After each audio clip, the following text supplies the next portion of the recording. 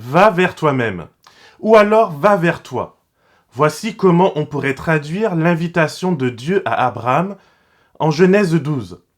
L'invitation au départ est une invitation à la découverte de soi, et à travers soi, de l'infinie complexité de la personne divine.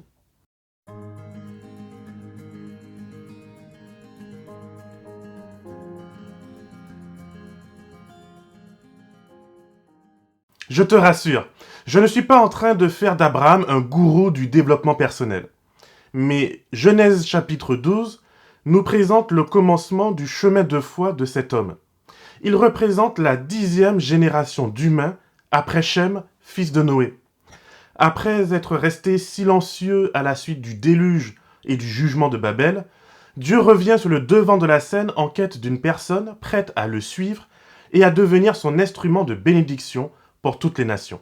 L'histoire d'Abraham est vraiment passionnante. Il y a ne serait-ce que dans ses origines un mystère. Juste avant que la Bible ne fasse le focus sur son histoire, Genèse chapitre 11 et le verset 31 nous parle du père d'Abraham. Téra prit son fils Abraham, son petit-fils Lot, fils de Haran et sa belle-fille Sarai, femme d'Abram, son fils. Ils quittèrent ensemble Our des Chaldéens pour se rendre en Canaan. Ils arrivèrent à Haran et ils s'y installèrent. Il y a ici pour moi un goût d'inachevé. Dieu avait-il appelé Téra avant d'appeler Abraham? Pourquoi Téra décide-t-il de quitter sa terre natale? À cette époque, quitter la terre de ses ancêtres n'est pas commun. Il n'existe pas comme aujourd'hui cette facilité de mouvement. Il n'existe pas de droit international. Si on survit aux brigands et aux accidents de la route, encore faut-il se faire une place dans les nouvelles sociétés que l'on rencontre. La plupart ne proposent des droits civiques qu'aux natifs de leurs cités-États. Quitter ses proches, c'est donc s'exposer. On peut être réduit en esclavage sans que personne ne s'en émeuve. Alors que si on reste chez soi, on est connu, on a sa famille, ses oncles, ses neveux et cousins, et ils peuvent venir à notre secours en cas de pépin. Et puisque le texte nous dit que Téra, père d'Abraham, est en route pour Canaan, pourquoi s'arrête-t-il en cours de route? Pourquoi ne va-t-il pas jusqu'au bout? Personnellement, je pense que Téra, en arrivant à Haran, lieu portant le même nom à un R près que celui de son fils décédé, a probablement dû se dire que c'était un signe. Par nostalgie, il a dû se dire qu'il s'installerait là, dans ce lieu qui lui rappelle son fils bien-aimé. Mais Dieu a un plan. Alors il appelle Abraham et l'invite à poursuivre la route que son père a abandonnée. Nous aussi, nous ne sommes pas limités par l'histoire ou les manquements de nos parents. Nous pouvons poursuivre notre route et à travers elle le plan de Dieu pour notre vie. Le Seigneur dit à Abraham, « Va-t'en de ton pays, du lieu de tes origines et de la maison de ton père, vers le pays que je te montrerai. Je ferai de toi une grande nation et je te bénirai. Je rendrai ton nom grand et tu seras une bénédiction. Je bénirai ceux qui te béniront, je maudirai celui qui te maudira. Tous les clans de la terre se béniront par toi. » Abraham partit comme le Seigneur le lui avait dit, et Lot partit avec lui. Abraham avait 75 ans lorsqu'il quitta Haran. On le retrouve dans Genèse 12, versets 1 à 4. Abraham va donc continuer l'aventure. Et quelle aventure! Après avoir quitté Babylone avec son père, il continue sa route vers Canaan, un territoire jusqu'alors inconnu. À peine arrivé qu'une famine le pousse jusqu'en Égypte. Là, par manque de foi et de confiance, il abandonnera sa femme entre les mains du Pharaon.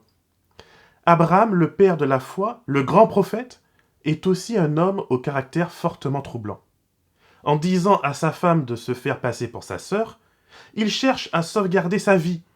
Mais il sait absolument ce qui va se passer. Il sait qu'il trahit sa femme, qu'il l'expose à la convoitise sexuelle des hommes puissants qu'ils vont rencontrer. Abraham, malheureusement, se transforme en proxénète, échangeant les faveurs de sa sœur contre des dots, des cadeaux et des richesses. Et oui, Dieu n'appelle pas que des personnes parfaites. Sa grâce surabonde en faisant de nous, humains au caractère très contrasté, des porte-drapeaux de ses projets de salut. La vie d'Abraham sera bien mouvementée. Après avoir quitté l'Égypte en étant devenu encore plus riche grâce à Dieu, il retourne en Canaan. Et là, rebelote. Je ne sais pas s'il apprend vite, mais c'est certain que Dieu doit le lui expliquer longtemps. Regarde ce qui se passe au chapitre 20 de la Genèse. Garde en tête que tandis que nous lisons ce chapitre, Abraham, dont il s'agit ici, est le même qui, au chapitre 18, accueille des étrangers, se prosterne devant des inconnus, leur offre du repos et de la nourriture.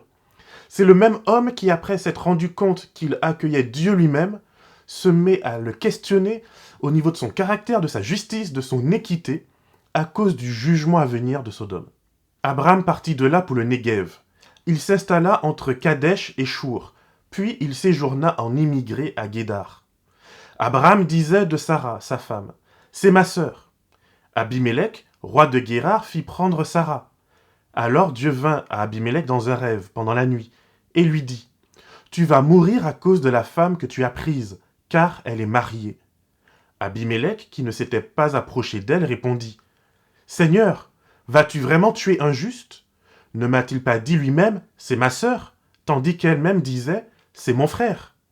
J'avais un cœur intègre et des mains innocentes quand j'ai fait cela. » Dieu lui répondit dans le rêve, « Je sais bien, moi aussi, que tu avais un cœur intègre quand tu as fait cela. Aussi t'ai-je moi-même empêché de pécher contre moi. C'est pourquoi je n'ai pas permis que tu la touches. Maintenant, rends la femme de cet homme, c'est un prophète. Il priera pour toi et tu vivras. Mais si tu ne la rends pas, sache que tu mourras, toi et tout ce qui t'appartient. » Genèse 20, 1-7. Que des païens se comportent mieux que les enfants de Dieu n'est donc pas nouveau.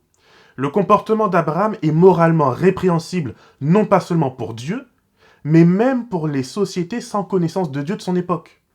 N'est-ce pas Paul qui nous dit que lorsque des sans-dieux agissent selon la loi, il démontre que cette dernière est inscrite dans leur cœur.